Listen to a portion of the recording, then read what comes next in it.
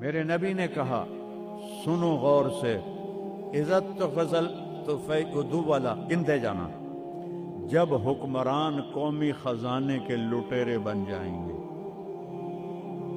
کوئی اللہ سے ڈرنے والا تو کوئی نظر ہی نہیں آتا ہے۔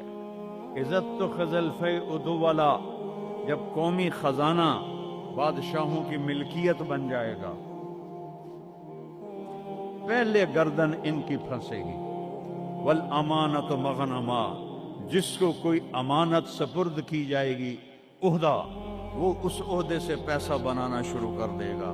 پوچھو ان ڈی سیوں سے، ایس پیوں سے اور سیکٹریوں سے اور 22 گریڈ کے سیکٹریوں سے، ملک ہم نے نہیں لوٹا اللہ کی قسم، ملک کو ہم نے مقروض نہیں کیا اللہ کی قسم، یہ ان حکمرانوں نے ہمیں مقروض کیا ہے، یہ ان سیکٹریوں نے ہمیں مقروض کیا ہے، جو بدبخت اربوں کی جائیدادیں بنا کے بیٹھے ہیں اور قبر میں اتنی ساری جگہ میں جا کے سو جاتے ہیں۔